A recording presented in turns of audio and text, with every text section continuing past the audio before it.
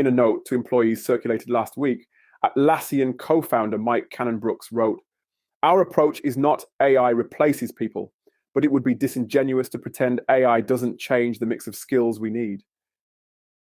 Hey, if we haven't met, I'm Alex Wilson Campbell's AI twin. Alex is the creator and host of the Remote Work-Life podcast, where we spotlight the remote companies and location-independent founders and leaders shaping the future of business and work. Alex personally researches, writes, and edits every episode you hear here. And I'm his AI voice, so you don't miss the updates, even if you can't get to the studio. The story here centers on Atlassian announcing a significant restructuring that removes about 1,600 roles while increasing its investment in artificial intelligence and enterprise sales. The change shows how one global software company is adjusting the skills it hires for as AI becomes embedded in day-to-day product development and internal workflows. Atlassian is an Australian software company best known for tools used by remote and distributed teams, including Jira, Confluence, and Trello. These products are deeply tied to how modern knowledge work happens across engineering, product, and project teams. In March 2026, the company confirmed that around 10% of its workforce, roughly 1,600 employees, would be affected by layoffs as part of a wider restructuring plan. More than 900 of those roles were in software research and development. The company had about 13,813 full-time employees as of June 2025, with more than half working in engineering and design functions.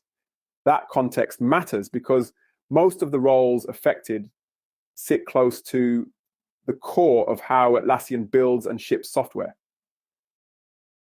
Geographically, the cuts are spread across Atlassian's distributed workforce. Around 640 roles are in North America, about 480 in Australia, and approximately 250 in India.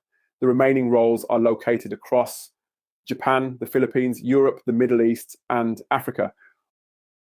Operationally, this tells us something about how large global software companies now organize work.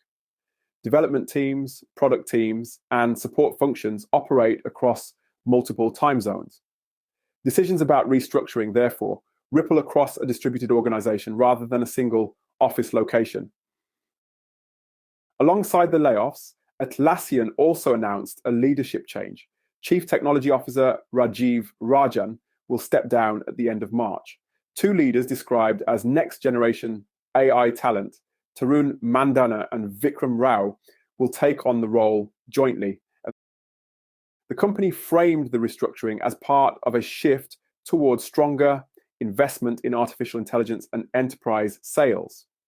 Internally, that means adjusting the types of roles it hires, the skills it prioritizes, and how teams build products going forward. Cannon-Brookes told employees that the company intends to strengthen its financial position and self-fund further investment in AI and enterprise sales. The message suggests the changes are intended to redirect resources rather than simply reduce costs. Financial context also plays a role here. Atlassian reported revenue of $1.6 billion in the final quarter of 2025, an increase of about 300 million compared with the same period the previous year. Despite that revenue growth, the company is not yet profitable. It has reported losses each year since 2017, including a net loss of $42 million in the last 3 months of 2025, up from $38 million a year earlier. Markets have also reacted to growing concerns about how AI could reshape the software industry. Atlassian's market value has fallen by more than half since the start of 2026, as investors weigh how automation might affect demand for existing tools. Following the restructuring announcement, the company's share price rose about 4% in extended trading on the Nasdaq.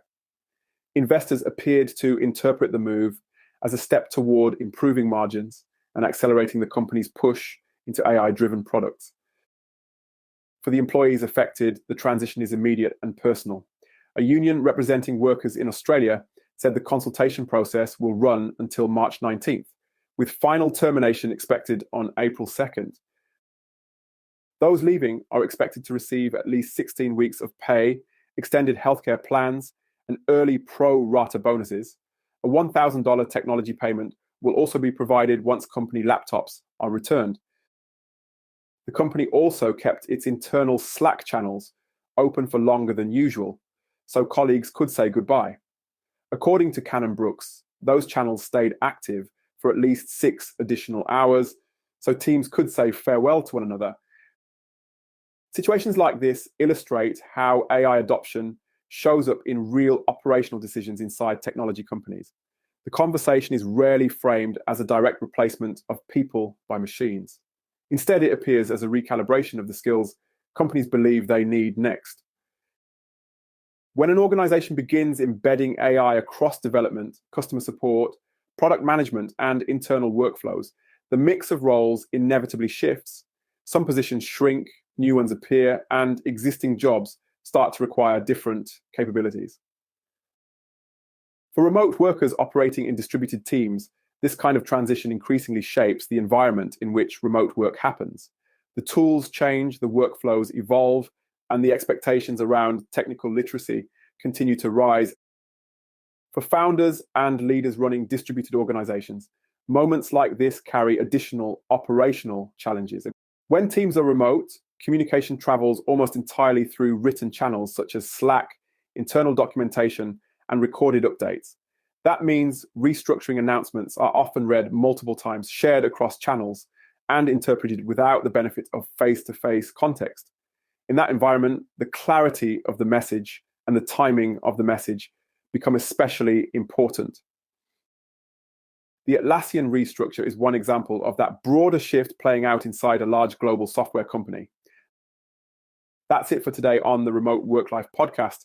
Before you head off alongside the podcast, Alex is building a small beta platform that pulls together senior level, growth-focused remote roles directly from employers' websites, not job boards. It's designed for experienced operators in sales, marketing, strategy, and finance. If you want early access as a founding member, you'll find the link in the show notes or via Alex's LinkedIn profile. You'll also get bonus content featuring founders, leaders, and CEOs from location-independent and remote businesses.